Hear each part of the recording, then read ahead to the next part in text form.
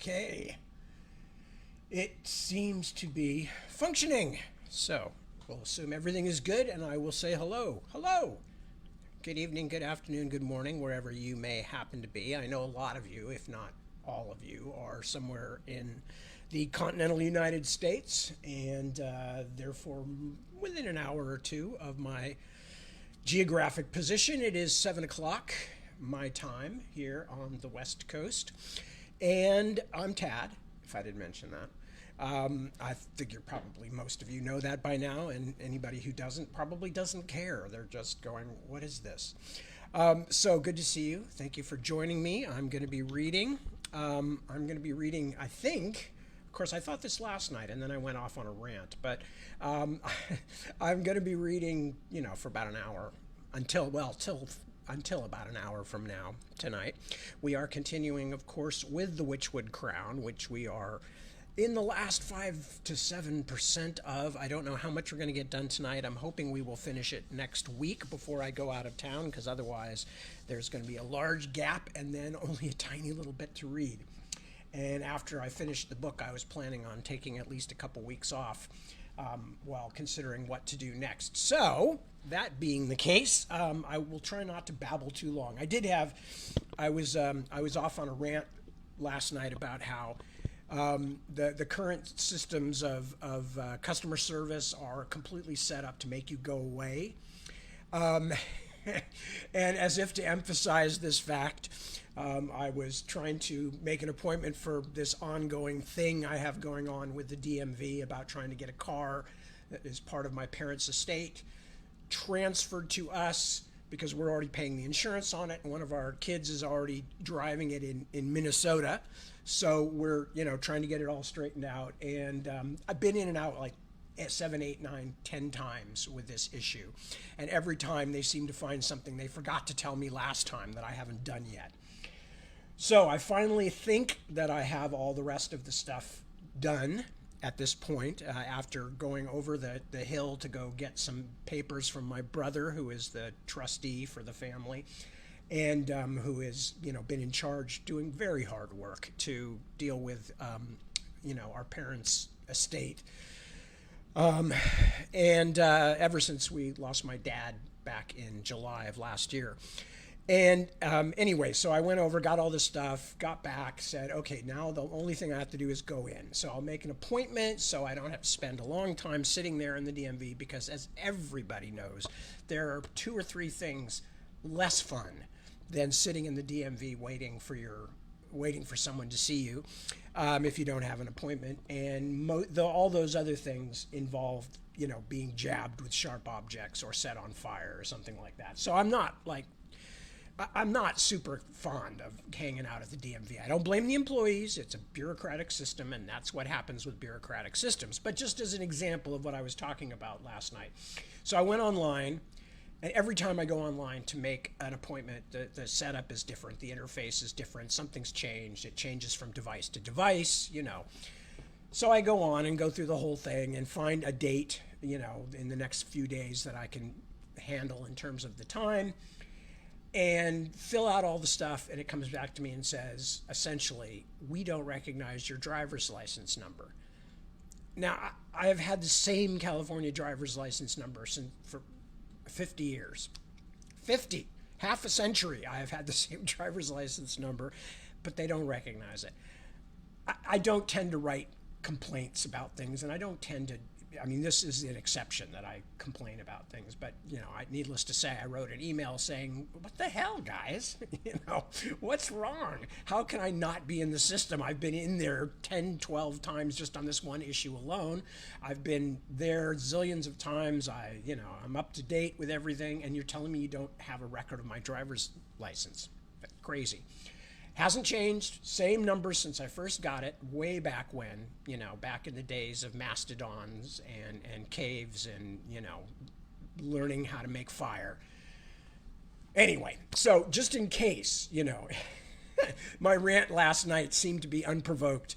No, it is not unprovoked. Everywhere I turn, somebody is trying to make it difficult to get in touch with them and straighten something out. And mind you, these are things that should have been done in the first place. Everything in this particular confusion should have been dealt with in the first place. That's why I've had to make 8 or 10 visits, because they keep telling me, oh, no, you're supposed to do this. I said, why didn't they tell me that last time? Well, we don't know, but, if that happened here, I'm going, of course it happened here. This is my local DMV. I've been here continuously off and on, for years now. Anyway. So enough of that, but that's just kind of how things work. And I try to keep a sense of humor about it because, what else can you do? You weep, you can't do anything. This is the world we live in, the systems that we live in.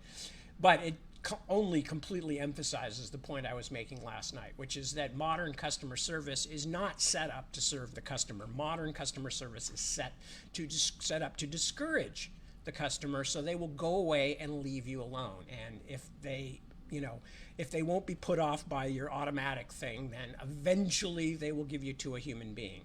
And sometimes those human beings will actually solve the problem, because you can talk to them in plain English, unlike an AI device, which doesn't understand the subtlety of anything and only has a certain limited amount of ability to respond. But getting to the human being first is usually a massive trek through all kinds of systems that want to keep throwing you back onto the online experience. And the online experience for most of these customer service things sucks. Okay, end of message. Let me see who's here, or who's checked in anyway, and if I can read any of the comments, etc. Okay, that's not that one I don't want. I want this one.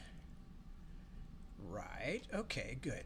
All right, so who's checked in so far? So I see James. Hello, James. Good to see you. Claudia, a pleasure as always. Kristen, every time, Kristen, you have a wonderful record of attendance. You get a gold star. Tracy McClatchy, good to see you, Tracy. Angie, hi, Angie. Kelly, a pleasure as always. Tim Speckens, that is. We've got several Tims. Good to see you, buddy. Ivan, my old friend, hello. Good to see you. Ivan, hello, and Barb Ann, hello, and Emily, hello, Medardo, bienvenido, señor, y usted y yo necesitamos hablar de su cuenta, okay, and Isaac, hello, Isaac, good to see you, Ray Weatherford, Alexandra, whose last name I'm still not sure how to pronounce, I'm gonna keep saying Lirop, until I am told otherwise, and Christy Sanders and Susan Shamblin. So do we get everybody there who's checked in? And there's Jeremy. Hello, Jeremy. Good to see you. Ivan says, dial 0, then hang up. I'm not sure what it means, but sounds like advice to live by. Anyway, so I think I'm just going to start reading, and we're going to have a long reading tonight. So I hope that won't bother any of you too much. It probably won't, to be spared on more of my babbling and ranting. There's no other news, really. We had a nice day today. We took Johnny to the park. We had a good long walk with him, and he got a bunch of outside smells, which I think is very important for a dog. No small dogs were eaten, despite meeting a few along the way. No big dogs were met along the way, so we didn't have to worry about any big dog hostility between Johnny and anybody else. Johnny is very nervous. He's a nervous dog, and he doesn't ever jump at other dogs, but if they growl at him, it makes him really tense. And he's never had a fight when he's been on a leash, but we've actually had another dog a couple times come up and jump him. I think it's something in Johnny's body language. Fortunately, both the other dogs who kind of semi-attacked him in the last few years were both smallish dogs. Crazy, because they were outweighed by like 4-1 by Johnny. But because of that, their owners were able to pull them back. Again, I think it may be body language. I think because Johnny's nervous, he may give off some kind of a vibe like he's dicey or, somehow dangerous. But what it really is he's just hoping no one will notice him and do anything weird. Anyway, so that's basically all there is to say. There's not a huge amount. I mentioned that we had some dear friends we haven't seen for a while over last night. Friday night. And took Johnny out today, and that's about it. It was a beautiful day today here in the Santa Cruz area. like kind of high 60s, gorgeous weather. I don't mean to say this if you're having bad weather. I'm not gloating. I'm just glad. I'm glad because we had said if it's decent today, because we had intermittent rain yesterday, I said if it's decent today, let's get out, let's walk the dog. And Deb said, yeah, let's do that. And we did. So, yeah, no, that's it. Cats are in here, but they're sleeping, I think. For once, they're minding their own business. Yes, I see there's one cat way up top on the cat tree. See, that lump up on top of the cat tree, that is a cat. That is PJ up on top of the cat tree. And I don't know where TJ is. TJ is much more nervous, careful. Maybe that's a better word. Not nervous like Johnny, careful. Like, who are you and why is it that I know you're planning to murder me? That kind of cat. But very sweet. Once you establish over the course of 2, 3, 4 hours of staying in one place and not moving much, TJ will come out of hiding and walk around the room a little bit. But God forbid that you suddenly make any kind of movement. I don't know why I'm talking about cats and dogs. Because, I don't talk about politics on this. That's why. Anyway, so there is really not a lot else to report. And that's not a bad thing. I usually don't have any big complaints. Then you don't hear much. So, and I'm between actual work at the moment. I'm working in my head now on the next book, which is The Splintered Sun, and trying to figure out not just how it works, but how I want to tell the story, because this is it's not a new universe or anything. It's Ostenard. It's Ostenard about 500 years before the dragon. No, less than that. Maybe 400 years or 400 years before the Dragonbone Chair. So it's an earlier story, but I don't know yet how I'm going to tell the story. Am I going to do the normal thing I do with the Ostenard books, which is with a rotating set of focal point characters? Am I going to tell it more like a narrated book? Am I going to get inside characters' heads, or all those kinds of questions, which I haven't settled yet. And that's actually part of the fun of being at this stage, is that nothing has been committed yet, except that I have a general idea of what the story is going to be. And so not only am I free at this point to start thinking seriously about the interstitial bits and the connections between things and the background detail that will, give me more verisimilitude. There's a good word. But also, just there's a lot of stuff about how I'm going to tell the story, what the tone is, and how I want readers to experience it that I haven't decided yet. And that's fun because, I don't have to commit to anything. I can just play thought experiment, and I like doing thought experiments.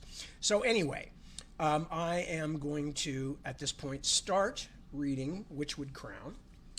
So thank you for your patience while I settled through the stuff that I wanted to mention. We read early this morning, we read a section that was, the first section was about Unver and about how Unver came back to his old home, I guess, in a sense, his mother's tribe, Vorsheva's tribe. And as with the wedding in the tribe or the clan that raised him, his interactions did not go well, and he did meet his mother Vorsheva, and then was attacked by Vorsheva's sister's husband, her sister Chiara, and her sister's husband attacked him for entering their wagon. And during the course of all this, the sister's husband, who was the Thane of that clan, the Stallion clan, was killed. And Vorsheva took the opportunity to first stick a fork into her horrible old father, and then knifed him. So Vorsheva was very busy, but so was Unver. And at the end, he was saved in part by a semi-supernatural occurrence. That is, a bunch of crows coming down, and one of them flying out of the fire that it had been knocked into, and flying right into Unver's enemy's face, distracting him long enough for Unver to stab him.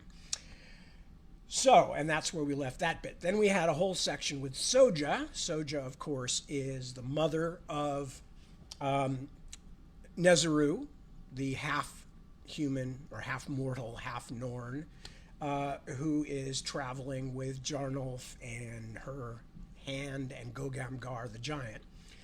And she is also the daughter of Vieki. And so Soja is hiding herself in the depths underneath Nakiga because she knows with Vieki gone that Vieki's wife, Kimabu, is going to try to kill her. So she has run away from home, essentially, while still being in Nakiga, the home of the Norns, and she has gone down into the ground to hide underneath the city. And now we are going to find out what's going on with Vieki, who had only recently left on a mission for the Queen, for Queen Utuku. So we continue.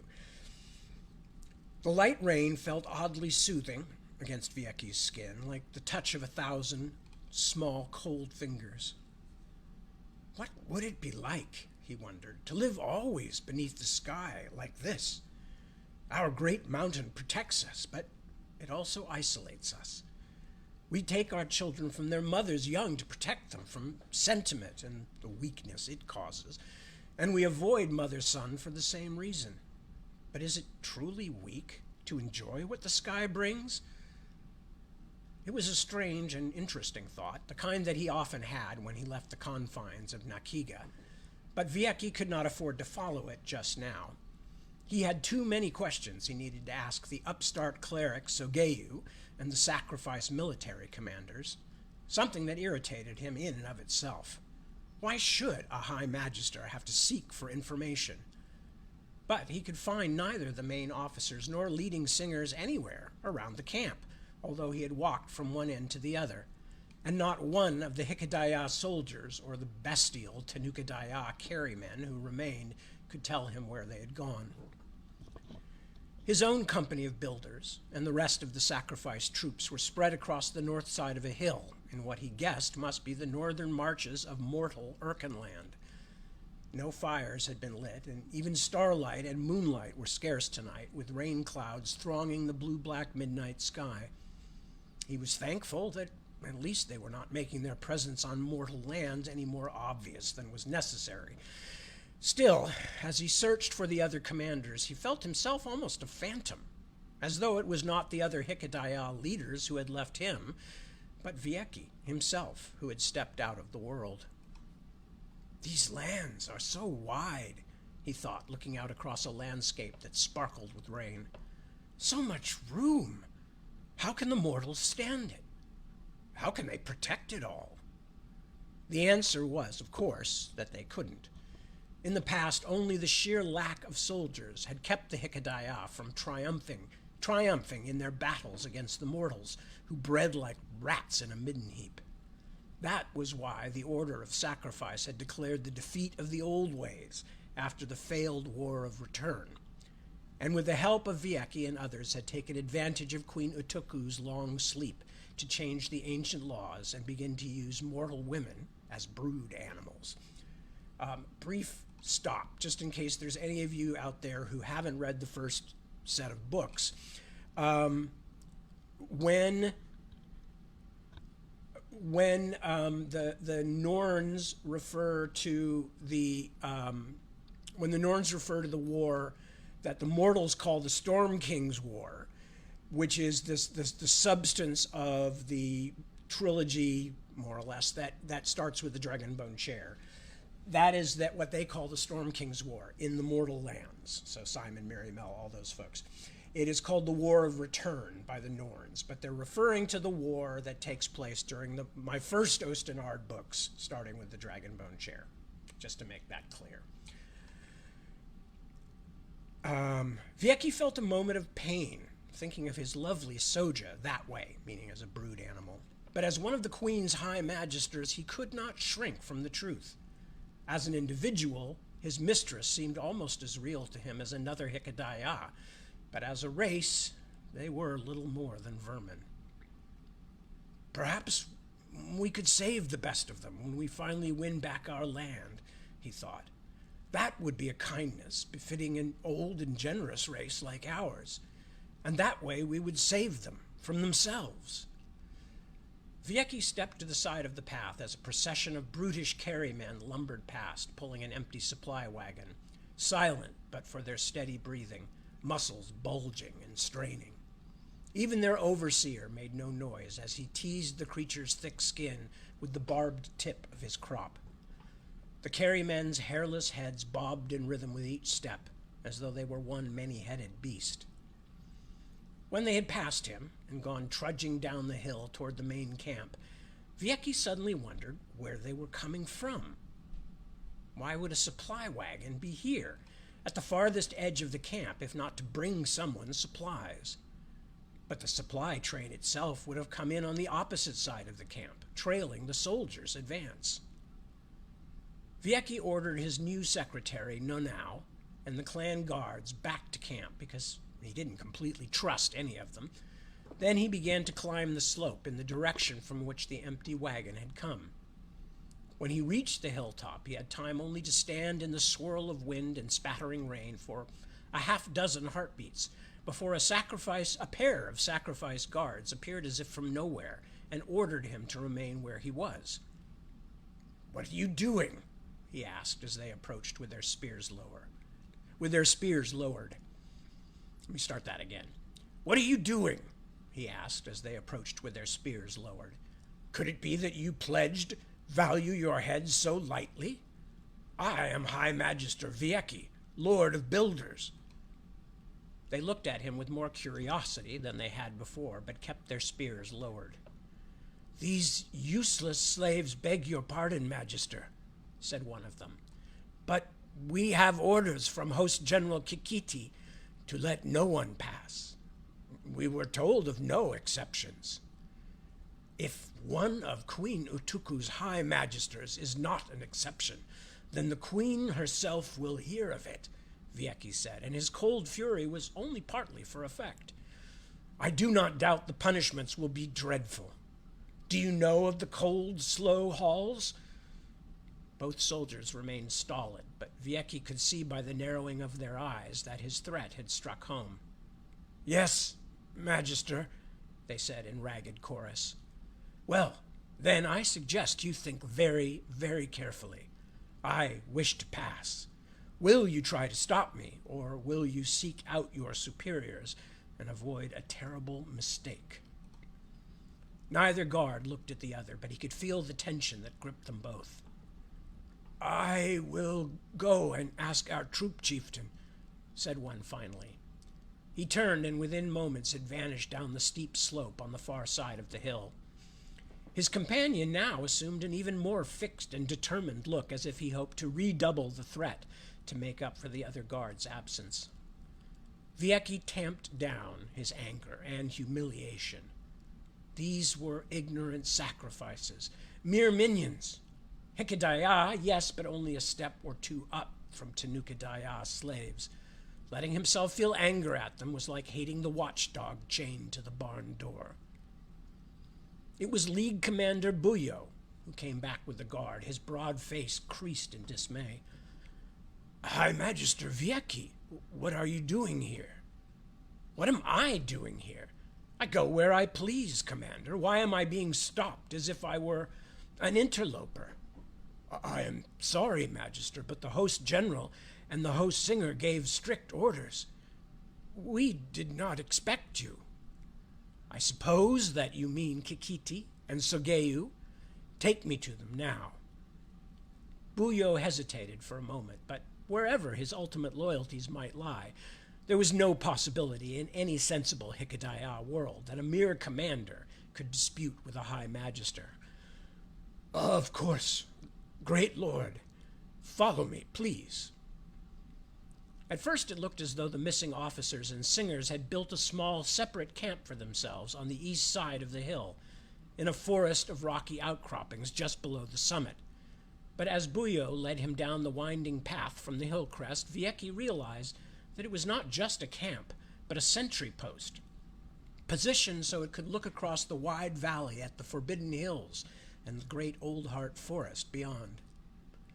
Sogeyu greeted him there, her face solemn and her manner ingratiating. My deepest apologies, Magister Viecki. We would have sent for you within the matter of an hour or so, even had you not come looking for us. Please, forgive us. I cannot forgive you until I know what you have done, host Singer, he replied with stiff formality. It was a dangerous thing to be left out of important meetings, a bad sign at best, and usually a token of fatal mistrust. Why have I been ignored? Not ignored, Magister. We delayed to summon you only to make certain that our forward position was safe for visitors. Viecki doubted that. He could see now the others present, several more singers, and several important sacrifices as well, including host General Kikiti, and they all looked quite settled. How thoughtful, he said. Welcome, High Magister, said General Kikiti, lean and long-legged as a black heron in his spiky armor. Join us, my lord. We are making our plans, and although you need take no part in them at first, soon yours will be the most important part of all. What do you mean? Turn! Look! Kikiti swept his long arm out to indicate the uneven plain that lay below them. What do you see? The dawn was just beginning to creep up behind Old Heart Forest. Viecki could see its warning glow all along the horizon, but night shadows still clung to everything but the very tops of the forbidden hills. Still, he could make out something on one of the slopes facing him, halfway down its purple-black side. He squinted. Something lay there, waiting for the dawn to reveal it, a cluster of dim, box-like shapes. A fortress? He guessed. More than just a fortress, said Sogeyu, stepping up to stand beside him. She smelled of something Viecki could not name, something sour that made his nostrils twitch and his mouth pucker. What you see are the remains of what was once the infamous slave-hold, the place that mortals call Naglamund. But it belongs to the mortals now, Viecki said, astonished. They took it back when we lost the War of Return. As the dawn light grew stronger, he could make out the mortal settlement that stretched along the hillside below the fort. His sharp Hikedaya eyes could even see what looked like the movement of people and animals as the mortals' day began. We did not lose that war, said General Kikiti harshly, narrowing his own hawk-like gaze.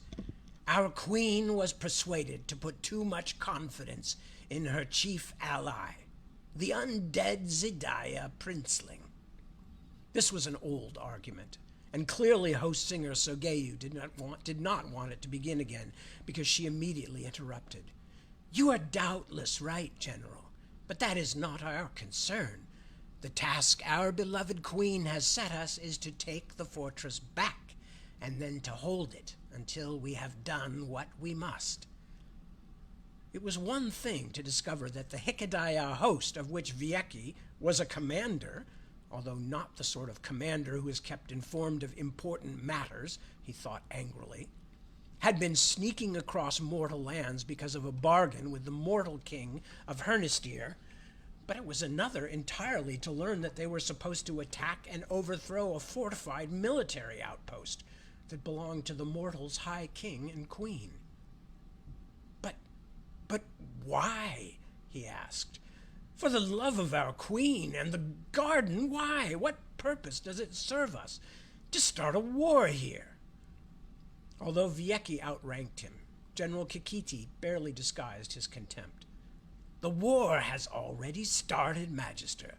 The Order of Sacrifice has known that since the queen first awakened from her sleep, already planning revenge against those who tried to destroy us.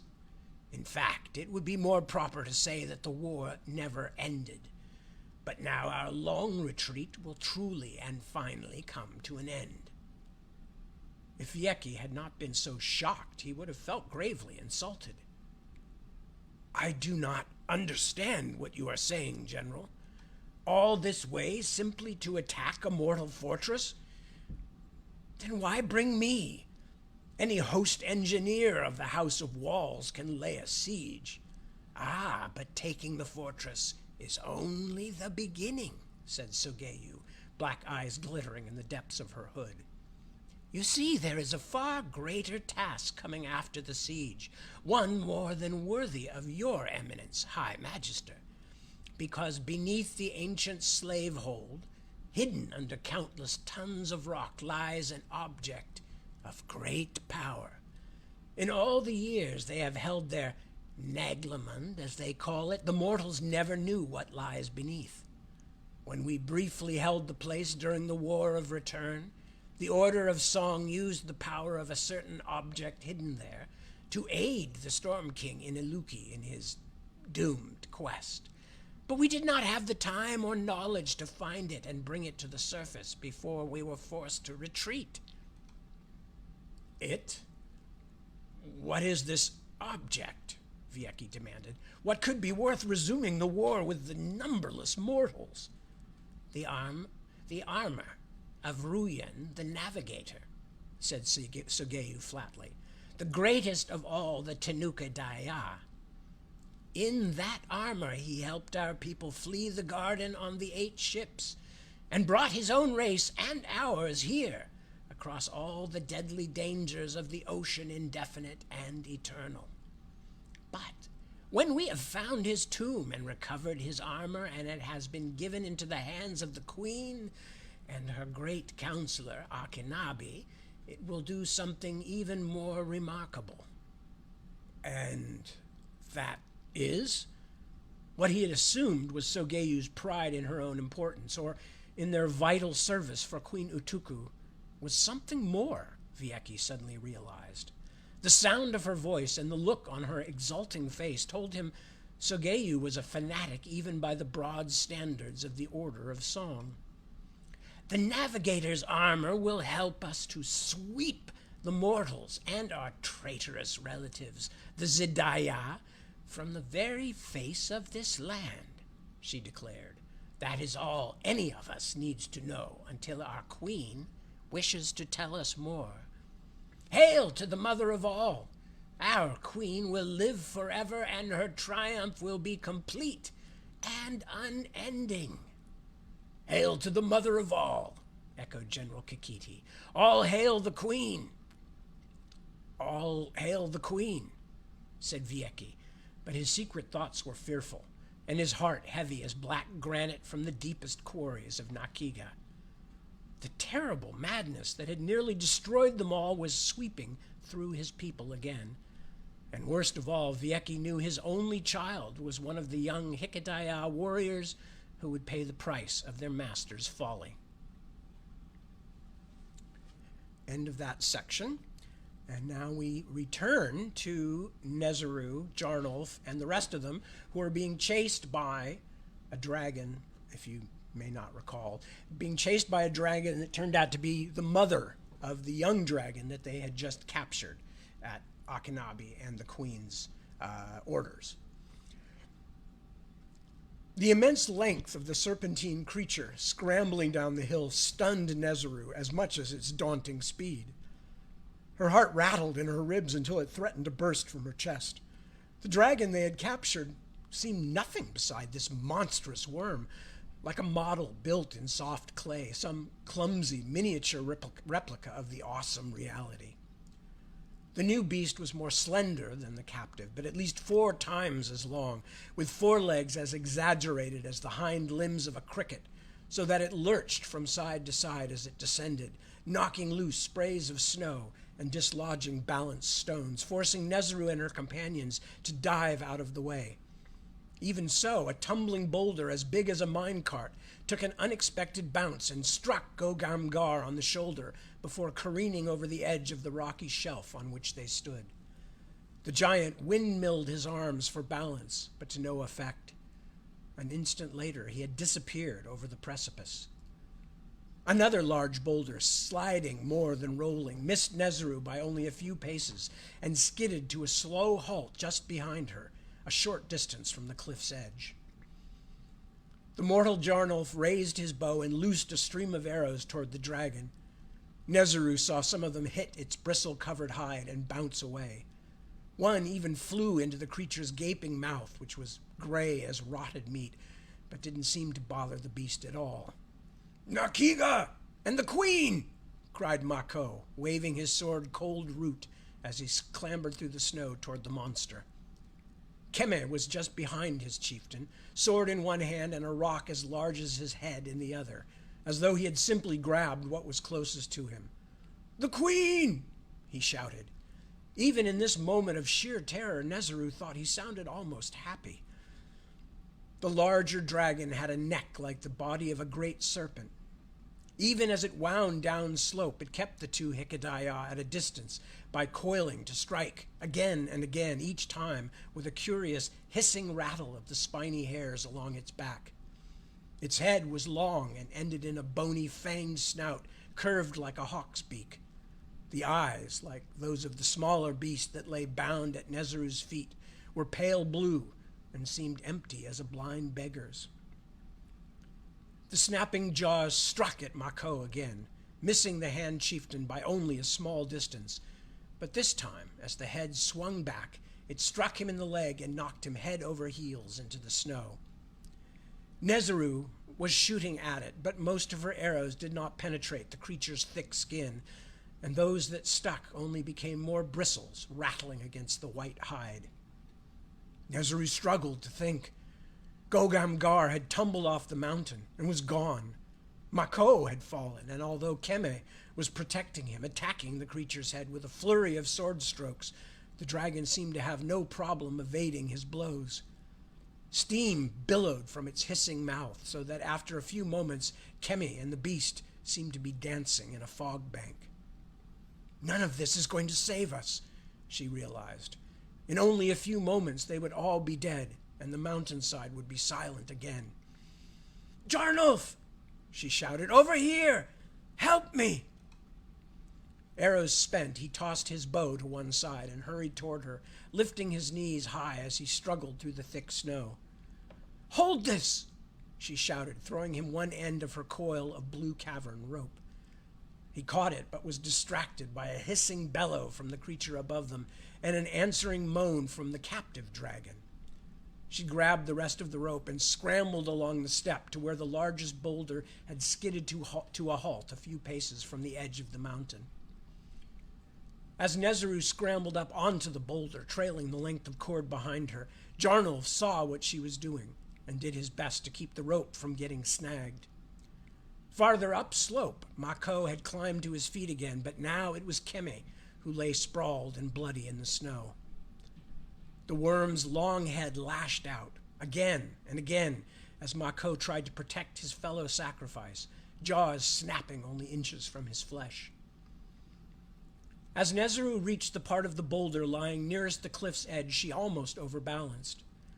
For a moment, the emptiness below seemed to leap up and surround her, but she managed to lower herself into an unsteady crouch until the wheeling dizziness passed, then continued looping her rope around the boulder. "Make a noose!" she called to Jarnulf, but the Rimmersmen had anticipated her and already held the knotted loop. "Just tell me when you're ready," he shouted. In a sane world, she would have had time to tie everything properly, to make sure the rope was firmly in place and that the pull would be even. Instead, she slid off the boulder with the blue cavern cord merely looped several times around the boulder and knotted. "Go!" she cried. Jarnulf scrambled up the slope with his head down and his body low. The steaming clouds of the dragon's breath now made it impossible to see either Mako or Keme. The only proof that at least one of them still lived was the continuous rising and dipping of the dragon's immense head as it struck over and over at some invisible target. The rope left in his hands rapidly growing shorter, the mortal clambered up the last rise and then had to duck as the dragon's flailing tail appeared from the mist like some monstrous scythe, nearly crushing him. For a moment, Nezaru could see the creature's back legs as the mist swirled up, and Jarnulf saw them too. He waited until the nearest one had lifted so that the creature could drive toward Mako again.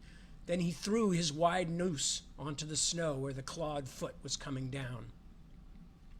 As the dragon stepped into the noose, Jarnulf dove back beneath the returning tail.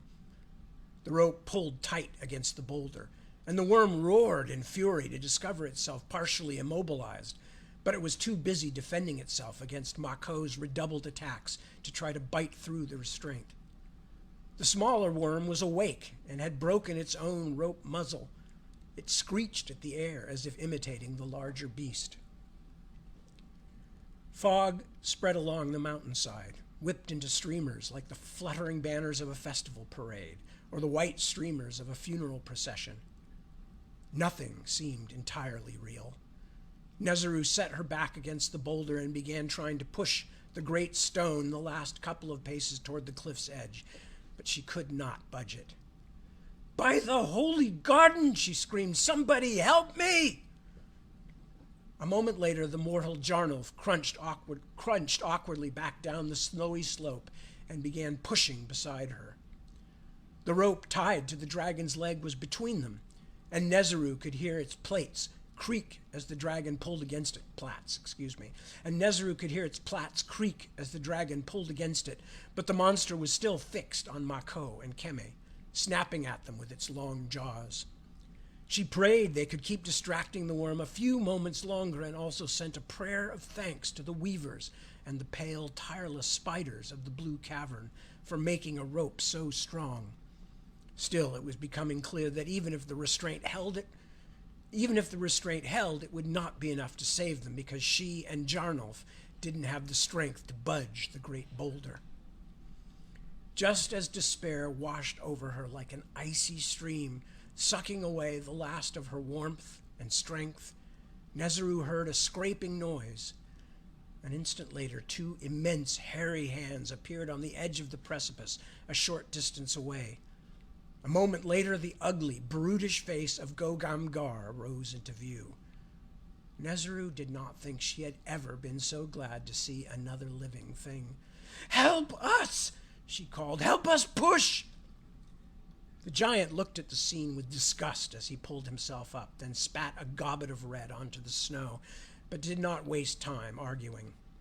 His whitish fur was stained in a dozen places by dirt and streaming blood, and one of his fingers was clearly broken, jutting at an odd angle.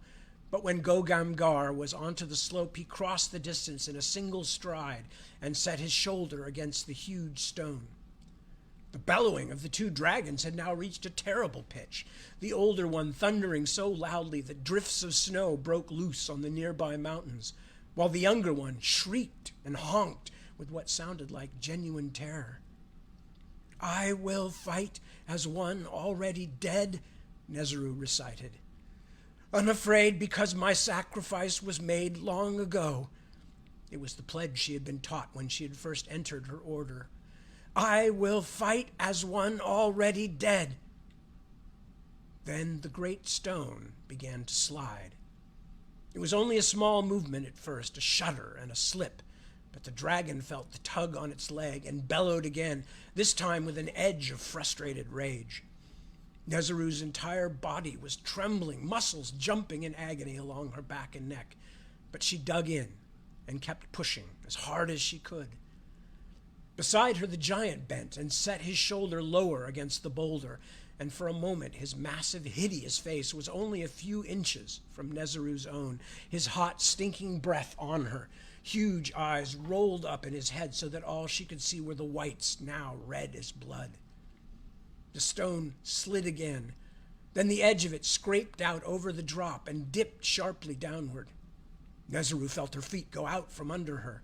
She was stumbling, falling, following the boulder out into emptiness, when Gogamgar's huge hand closed around her leg and yanked her back. The boulder teetered for a brief moment, then tipped almost soundlessly over the edge, leaving behind only a puff of snow and rock dust. The dragon's leg was yanked out from under it, and as it was dragged backward down the short slope, it bellowed so loud Nezaru was nearly deafened. As the boulder tumbled down the mountainside, the dragon slithered backward on 3 legs, claws useless against the pull of the great stone, then lost its balance entirely and began to slide ponderously toward the precipice. Nezaru only realized that the great fanged mouth had swung toward her when the bulk of the dragon was already sliding over the edge. She did not have time to dodge or even to move. The huge jaws thumped closed just a hand's breadth in front of her face, with a noise like a wagon axle snapping, near enough for her to feel the waft of foul air from its mist strike. Then the monster was gone. For a moment, everything around her became silence, and more than silence, a humming nothingness that seemed to have descended over the world. Sound came back slowly. Nezuru rolled away from the edge and crawled far enough back from it to feel safe before collapsing again. The mortal Jarnolf was kneeling in the snow a short distance away, gasping and quivering as if in some kind of fit. Mako and Keme had survived too and now came limping down the slope toward them, Saumeiji trailing a short distance behind. Gogamgar stood over the smaller dragon where it lay, still bound but thrashing as though it did not realize the fight had ended. The giant stared down at it for a moment, then kicked it hard. The creature gave a grunting squeal like a stuck pig, squirming in its bonds and huffing steam. "Call your mother now, shitworm," the giant snarled. He bent and picked his great axe out of the snow. "She'll be just as dead, and I'll give you something you'll like even less than that kicking." "Don't hurt it." Nezuru crawled toward the captive beast and began to wind another length of rope around its snout, careful to avoid its thrashing attempts to bite her. The small dragon's movements were still slowed by the poison that had felled it, and when Jarnolf stumbled over to help, the two of them managed to secure the rope around its toothy muzzle without too much trouble. Why don't we simply drain some of this thing's blood here?" asked Jarnolf. "How are we going to wrestle this monster down the mountain? It may not be as big as its mother, but it's plenty big enough." "I'm weary of your questions, mortal," Mako snarled. "The queen and Akinabi want a live dragon. The rituals must be performed on a living creature when taking the blood, or so Saumeiji tells me." The chieftain came and crouched beside the beast, followed shortly by Keme and the singer. They examined its length. Saumeiji leaned close and stared into the dragon's pale blue eye. "We have uses for you," he told the bound monster. "We will build a sledge to carry it," said Mako. "The giant can pull it back to Nakiga." "But it's a long way back down to any trees big enough to make a sledge," Nezuru said. "Then the giant will just have to go and get them," said Mako. "Go and get them, you say?" roared Gogamgar. He stood up, brandishing his axe, the curved blade big as a cartwheel, and loomed over Mako. "Is that how it is, after the mortal and the blackbird and I saved you? I'll throw you down the mountain, and then we'll see you drag a few trees back." Suddenly the giant groaned and grabbed at his neck. He swayed, then dropped to his knees, gasping for breath. Speak so to your masters again, and I will burn the heart from your body, animal." Mako lifted the crystalline rod so the giant could see it. The huge beast could only groan and roll in the snow. "This never leaves my person. Do not forget who rules here." "Enough," wheezed Gogamgar. "Enough." He leaned forward and steadied himself with one massive hand. Mako stared at the suffering giant in satisfaction, but was careful to stay out of his long reach. Nezuru was experiencing an unexpected sympathy for Gogamgar when a rattling, scraping sound suddenly caught her attention. An instant later, the larger dragon's narrow, horse-like head suddenly rose from below the cliff's edge, wounded and bloody, but clearly alive. Some obstacle on the mountainside had kept the terrible thing from sliding all the way down into the abyss. Now, before any of the Hikadaya could move, the head whipped forward on its long neck and snatched Keme off the ground, the great jaws closing around his midsection. The sacrifice had time only for a brief cry that ended as the jaws crunched down. Then the great worm tossed his broken, bloody body out into the empty air, and Keme was gone. Next, the dragon, dripping red in a dozen places and with one useless foreleg, began to struggle up over the edge of the cliff. Mako thrust at its occluded eye with his sword, but the dragon caught the blade in its teeth and yanked Mako off his balance and down into the snow at its feet. Then, as the worm reared to strike him, the giant Go-Gamgar clambered onto his feet, roaring in wordless rage, and brought his axe down on the creature's long neck just behind the head, all but slicing through the spine. The worm writhed like a dying snake, the long neck fountaining black blood that fell hissing into the snow. Then the great dragon lost its grip on the cliff edge, slid backward, and vanished once more. Still stunned by the suddenness of it all, Nezru did not even realize, for the first moments after the monster fell, that someone was screaming, long, ragged, agonized cries. It took her another moment to recognize the voice as Mako's. He was drenched in black blood from his head to his chest, and his skin was smoking. Saumeiji dove forward to snatch the crystal goad from Mako's hand, then used it to drive Go-Gamgar backward, forcing the huge creature to howl and cower. When the giant was a safe distance away, the singer bent and began piling snow on the wounded chieftain's burns. "Help me, sacrifice," he said to Nezru. "He can still be saved, I think." She crouched beside him and began grabbing handfuls of snow, but she could already see Mako's skin peeling loose in blackened strips, showing reddish meat beneath. Mako had now stopped screaming and only bubbled and gasped, eye unseeing, spirit trapped somewhere in a land of suffering. Nezru piled the snow thickly on his face, as much to hide the terrible sight as to give the wounded chieftain comfort. "Well," said the mortal Jarnolf, with a quaver in his voice he did not try to hide, "I'm sure Queen Nutuku will be pleased by how well this went." Chapter 54, Voices Unheard, Faces Unseen. 10th day of Tyagar, founding year 1201. My dearest husband, now that I have related all the business of the High Ward in the other letter, here is one just for your eyes. I pray that it finds you safe, and that Our Lady and the saints keep you and our grandchildren and all the rest of our dear ones in good health as well. I feel foolish writing to you with my fears, because the dread that I feel now may well pass, but I miss you so at this moment. Last night, our first here, I had a terrible dream.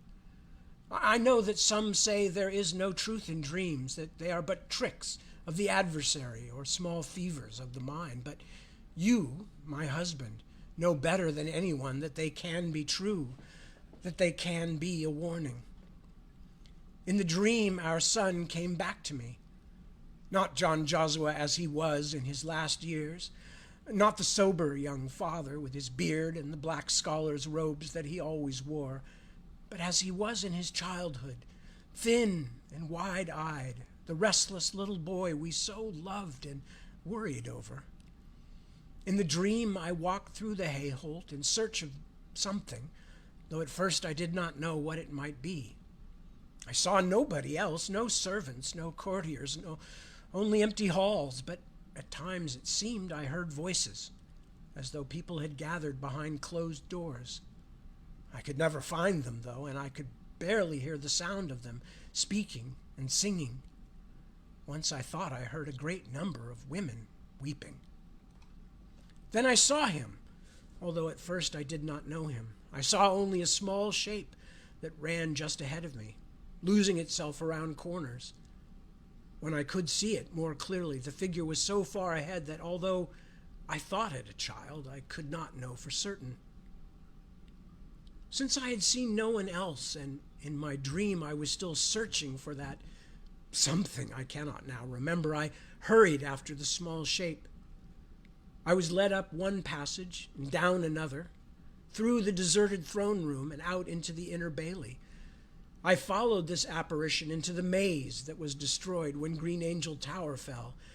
But in my dream, both the maze and the fallen tower were still there, the tower in broken pieces across the maze, blocking its paths in many places.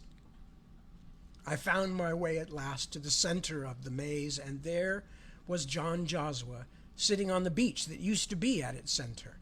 Do you remember that bench? I cried out in joy, I think, but when he saw me, he only looked frightened, jumped up, and sped away. I was heartbroken that our son would not stay with me, but now that I knew whom it was I followed, neither could I give up. I was such a long time dreaming, Simon, or that is how it felt, for our John led me a chase all over the castle, as he used to when we tried to drag him back to dress for state occasions. I wish now I had never made him attend any of them. How cruel to waste any of his short life on such nonsense. At last, after what would have been a wearying chase had it not been a dream, he led me back to the ruins of Green Angel Tower, but they had vanished. All was as it is now in this current age, with only the broken angel remaining to mark its memory. But the angel had been cast down from its plinth and lay beside a ragged hole in the ground, something that looked to have been dug by some savage, hurrying beast. John Josua crouched beside it and beckoned me. I came with slow care because I was afraid he would startle again and run away. But he waited for me. Still, he would not let me embrace or kiss him, which in the dream made my heart ache so that I can still feel it. Instead, he pointed at the hole, his thin little face so full of discontent and worry that I could do nothing else except what he wished. I got down onto my knees and put my head close to the hole. From it, although as from a great distance, I could hear the strangest clamor, people wailing and shouting, and the noises of beasts. I was certain it must be the mouth of hell itself, and I sat up immediately, afraid. John Josua was gone again, and I was alone in the garden. The next moment I awoke in my bed aboard the Hylissa. My maid was beside me, almost in tears, because she had tried to wake me from my dream, but could not do so. I was breathless and could not speak at first, and my nightgown was damp with sweat. The Thrithings folk say that a bad dream is the dark pressing down upon us, kneeling on our chests, trying to squeeze out our breath. I felt that. I think John Josua, if it was his spirit that came to me and not a trick of the adversary, was trying to tell me, to tell us, that the dark is close. My good husband, perhaps you will think that as soon as we are parted I have become a fool, but I pray you will remember that your own dreams during the Storm King's War, the tall tree and the great wheel, and what came of them. I am afraid, not just for you or myself or even our grandchildren, although I fear mightily for them, but for all our kingdom. I will write again soon. It may even be that by the time of my next letter I will have decided that the fears I write about now were only phantoms. But please do not forget them. Please do not ignore them. There will be no real peace for me until we are together again. Dear Simon, safe with our family. Take good care, my husband. It is when we are apart that I most realize how fortunate we were to find each other, though all the world was against us. I will write to you again on a brighter day, perhaps tomorrow, when there are not so many clouds in the sky. And that's the end of Miriam L's letter for now, so I am going to stop there because it is 7:59, and thus time to check out from this stuff here. Let me just hang that up there. Okay, good. And let me go check back here. Boop, boop, boop, boop, boop, boop. Okay, and says on here the live video has ended. I have no idea if that's true or not. I never try to figure these things out because they stop frequently for me on my end, but then it turns out that the broadcast has gone on. I hope the broadcast continued. If not, please post me a message and let me know. And importantly, let me know where it stopped. But if it did work like normal, then you don't have to say anything. So anyway, we have another week, and I think, well, we'll see. We'll see what we've got. I might stretch the end of my last reading, which would be a week from today or tonight, a little longer to finish up if that's necessary. Meanwhile, I say to you, as I always do, thank you. Thank you so much for joining me. It's always a great pleasure to get to spend some time with all of you. I hope you enjoyed it. I enjoyed doing it. Take good care of yourselves. Take good care of friends, loved ones, and anybody else you might run into that could use a smile, a friendly hello, even a how are you doing. Meanwhile, I myself will continue on doing battle with the dragons of the DMV and other foes. And I will report to you next week when I return, same times as this weekend. And so, yeah, that's it. Have a good one. Peace and farewell until next time.